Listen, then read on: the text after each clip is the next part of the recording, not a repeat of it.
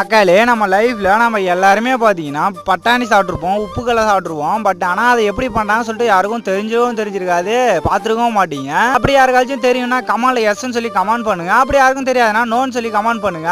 And நிறைய பேர் video பார்க்குறீங்க, லைக் பண்ணாமலே பார்க்குறீங்க. நீங்கள் சப்ஸ்கிரைபே பண்ணோம்னா அட்லீஸ்ட் ஒரு லைக் ஆச்சும் பண்ணிட்டு பாருங்க. இந்த உப்புக்கல்லை பண்ணுற ப்ராசஸிங்கே வேற மாதிரி தான் இருக்கு. எப்படி இருக்குதுன்னு பார்த்தீங்கன்னா ஃபர்ஸ்ட் பார்த்தீங்கன்னா படுதல் அந்த பட்டாணி கலையெல்லாம் கொட்டி விட்டு மேலே பார்த்தீங்கன்னா ஒரு எல்லோ கலர் தண்ணி ஒன்று ஆட் பண்ணுறாங்க. அது என்ன தண்ணின்னு சொல்லிட்டு எனக்கு தெரியல, உங்களுக்கு தெரிஞ்சா மறக்காம கமெண்ட் பண்ணுங்க. ஃபைனலாக பார்த்தீங்கன்னா படுதல இருந்து ஒரு பக்கெட்டுக்கு மாத்தி பக்கெட்ல இருந்து அந்த மிஷினுக்குள்ள கொட்டி விட்டுறாங்க. அது பாத்தீங்கன்னா கொட்டி விட்டோனே அது பாத்தீங்கன்னா ரோலிங் ஆகி கீழே பாத்தீங்கன்னா ஃபயர் ஆகுது. ரோலிங் ஆகி பாத்தீங்கன்னா கீழே வந்து அந்த மிஷினுக்குள்ள போகுது.